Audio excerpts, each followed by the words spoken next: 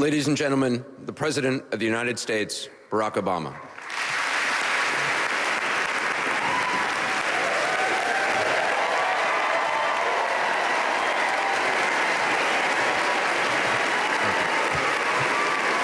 Thank you.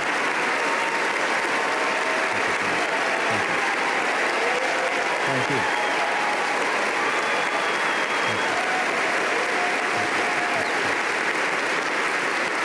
Thank you.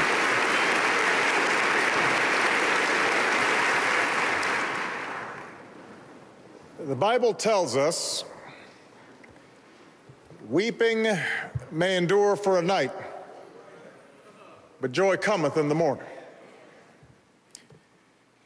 10 years ago, America confronted one of our darkest nights. Mighty towers crumbled, black smoke billowed up from the Pentagon. Airplane wreckage smoldered on a Pennsylvania field. Friends and neighbors, sisters and brothers, mothers and fathers, sons and daughters, they were taken from us with a heartbreaking swiftness and cruelty. And on September 12th, 2001, we awoke to a world in which evil was closer at hand and uncertainty clouded our future. And in the decades since, much has changed for Americans. We've known war and recession, passionate debates and political divides. We can never get back the lives that were lost on that day or the Americans who made the ultimate sacrifice in the wars that followed. And yet, today it is worth remembering what has not changed. Our character as a nation has not changed.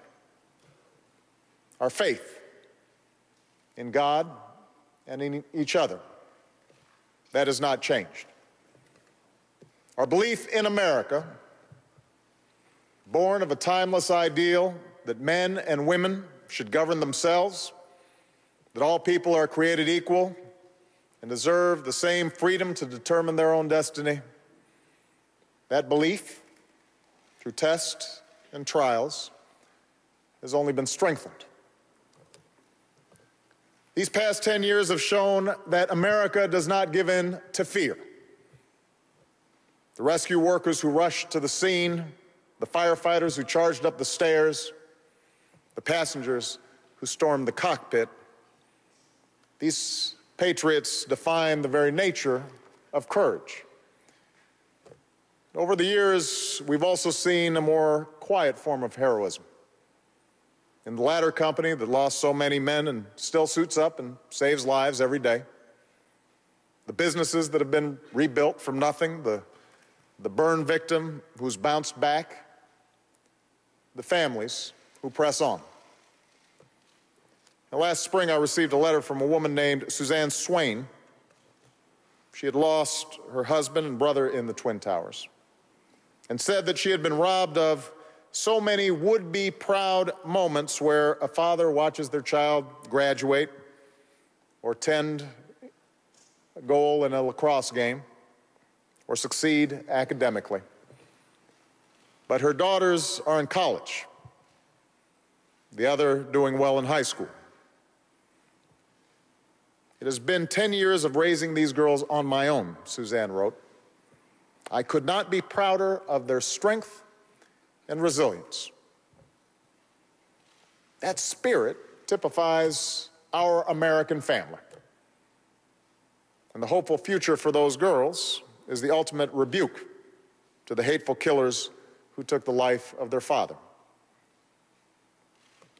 These past 10 years have shown America's resolve to defend its citizens and our way of life.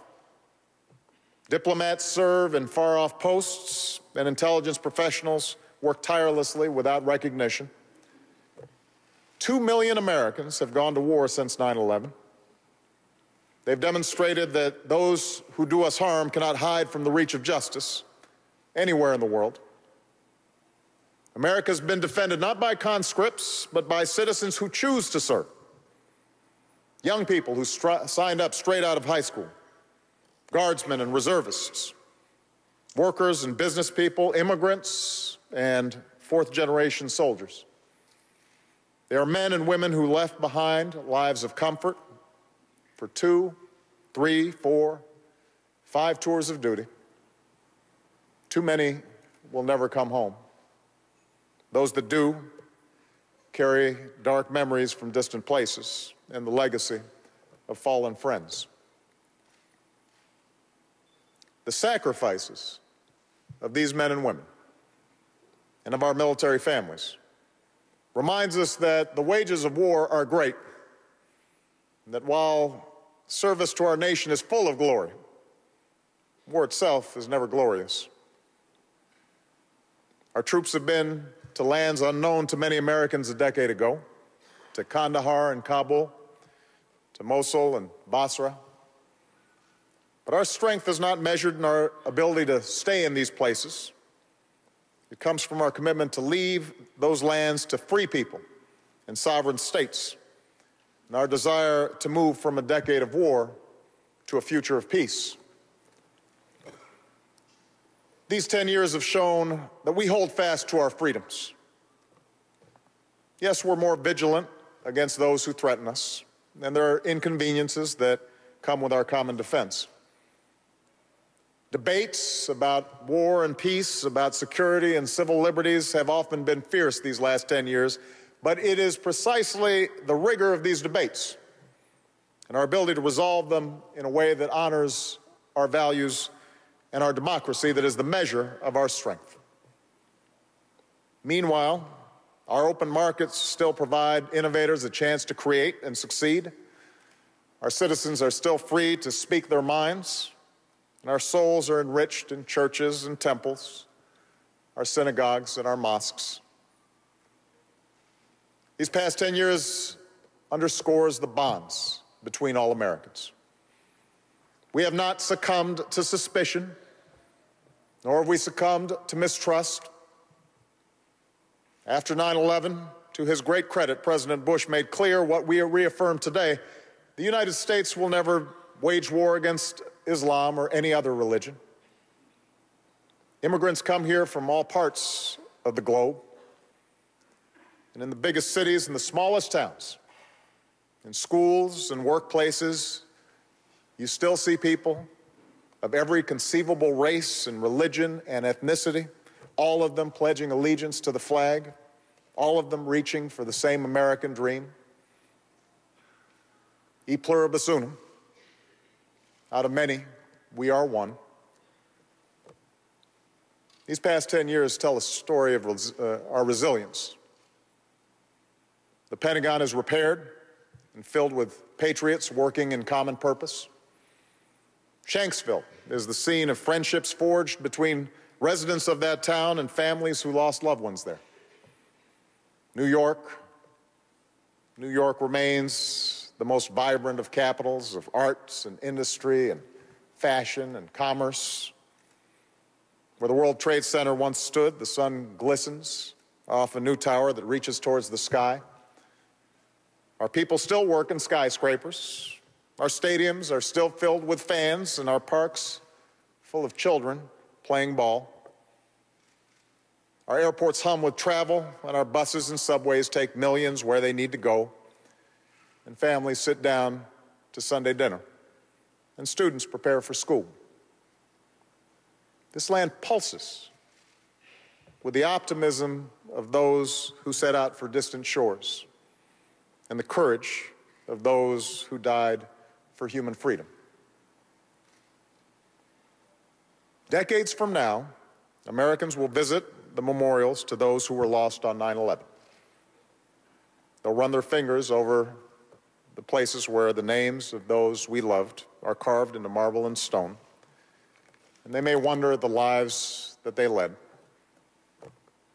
And standing before the white headstones in Arlington and in peaceful cemeteries and small town squares in every corner of the country, they will pay respects to those lost in Iraq and Afghanistan. They'll see the names of the fallen on bridges and statues, at gardens in schools, and they will know that nothing can break the will of a truly united States of America. They will remember that we've overcome slavery and civil war. We've overcome breadlines and fascism and recession and riots and communism and, yes, terrorism. They will be reminded that we are not perfect, but our democracy is durable. And that democracy, reflecting as it does the imperfections of man, also give us the opportunity to perfect our union. That is what we honor on days of national commemoration. Those aspects of the American experience that are enduring, and the determination to move forward as one people. More than monuments, that will be the legacy of 9/11. A legacy of firefighters who walked into fire and soldiers who signed up to serve, of workers who raised new towers and citizens who faced down their private fears, most of all of children who realized the dreams of their parents. It will be said that we kept the faith, that we took a painful blow, and we emerged stronger than before. Weeping may endure for a night, but joy cometh in the morning. With a just God as our guide, let us honor those who've been lost. Let us rededicate ourselves to the ideals that define our nation. And let us look to the future with hearts full of hope. May God bless the memory of those we lost. And may God bless the United States of America.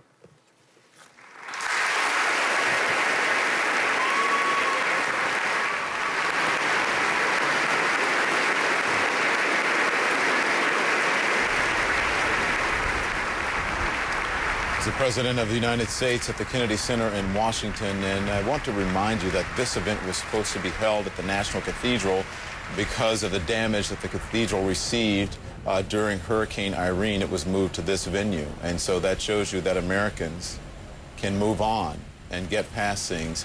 The president, I thought, was very poignant at the end. He said something that a lot of people who grew up in church, they know this verse: weeping may endure for a night, but joy cometh in the morning. And I think that's apropos as we stand here on the eve of a political debate where so often our country is divided over rhetoric and what happens to the future of our country.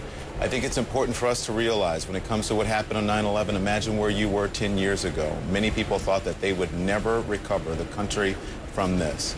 America is a place of hope and a place of dreams and a place that endures no matter what. We will always be America. We will always be a country that wins out in the end. And as we look at these beams of light that are coming up from that sacred ground on 9/11, that sacred ground where the World Trade Centers once stood, we're going to go to break. And I want you to remember, again, this is America. There is always hope. 10 years later, we celebrate the lives that are lost. And we don't talk about the deaths. We celebrate the lives. We're back in a moment.